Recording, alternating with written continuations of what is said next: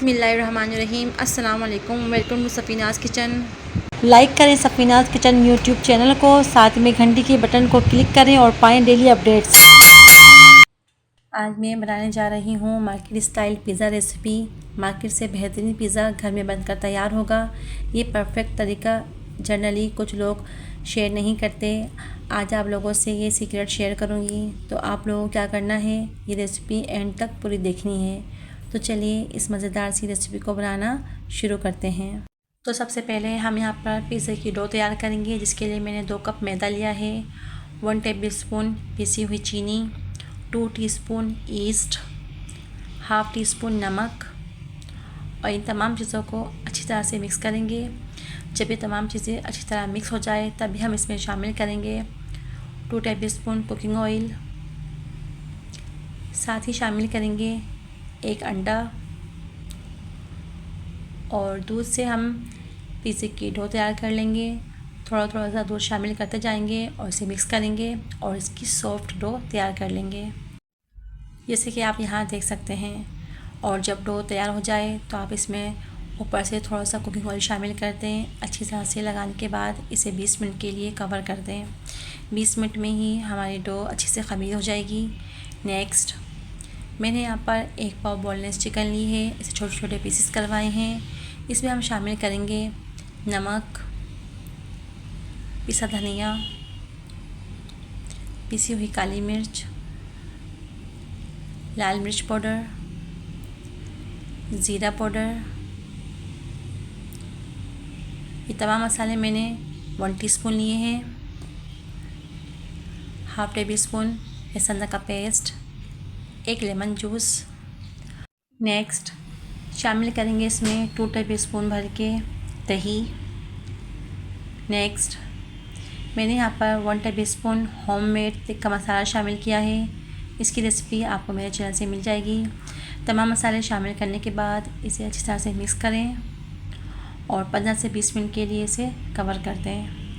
Next اب ہم تیار کریں گے پیزا سوس۔ تو میں نے پیزا سوس بنانے کے لیے 6 ٹیبل اسپون کیچپ لیا ہے۔ اس میں شامل کریں گے ½ ٹی اسپون نمک، 1 T spoon oregano, 1 table spoon کوٹی مرچ، اور میں نے 4 لہسن کی کلیوں کو باریک کٹ کر لیا ہے۔ آپ اس انداز سے باریک کٹ کر کے میں شامل کر دیں اور ان تمام چیزوں کو اچھی طرح سے مکس کریں۔ تو لیجیے ہمارے یہاں پر پیزا سوس تیار ہے۔ نیکسٹ کڑھائی میں آپ 2 ٹیبل اسپون آئل شامل کر دیں، اور جب آئل گرم ہو جائے تو جو چکن ہم نے میرینیٹ کی تھی آپ وہ شامل کر دیں۔ ہمیں یہاں پر اس میں ایکسٹرا پانی شامل نہیں کرنا ہے، چکن کے اپنے ہی پانی سے ہماری چکن اچھے سے گل جائے گی۔ اچھی طرح مکس کرنے کے بعد آپ اسے 15 منٹ کے لیے سلو فلیم میں کور کر دیں، اور 15 منٹ کے بعد آپ دیکھ سکتے ہیں ہماری چکن اچھے سے تیار ہو چکی ہے۔ نیکسٹ اور ہمارے یہاں پر پیزا ڈو بھی ریڈی ہے۔ اب ہم اسے کٹ کر لیں گے۔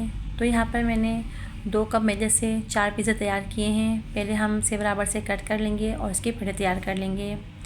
پیڑے تیار کرنے کے بعد ہم اس کی روٹی بیلیں گے، تھوڑی سی آپ خشکی شامل کر دیں، اور اس کے بعد آپ اسے بیلنا شروع کریں۔ ہمیں یہاں پر اس انداز سے روٹی بیلنی ہے کہ بہت زیادہ نہ موٹی ہو اور بہت زیادہ نہ پتلی ہو، جیسے کہ آپ یہاں دیکھ سکتے ہیں۔ نیکسٹ روٹی بیل لینے کے بعد ہم پیزا ٹرے لیں گے اور اس میں شامل کریں گے 1 ٹیبل اسپون کوکنگ آئل، اور ہاتھ کی مدد سے اسے اچھی طرح سے پھیلا لیں گے، اور جو روٹی ہم نے تیار کی تھی آپ اسے ڈال دیں پیزا ٹرے میں اور ہاتھ کی مدد سے اسے سیٹ کر لیں۔ نیکسٹ کانٹے کی مدد سے ہم اس میں نشان لگا لیں گے بہت سارے۔ یہ پروسیس بہت ضروری ہے، تبھی جا کے ہمارا پیزا اوپر تک سے اچھی طرح سے سک جائے گا۔ نیکسٹ جو پیزا سوس ہم نے تیار کیا تھا آپ اسے شامل کر دیں روٹی میں اور اس انداز سے لگا لیں۔ نیکسٹ یہاں میں نے موزریلا چیز اور چٹر چیز کو کیوب کی شکل میں کٹ کیا ہے، آپ اپنے انداز سے بھی شامل کر سکتے ہیں۔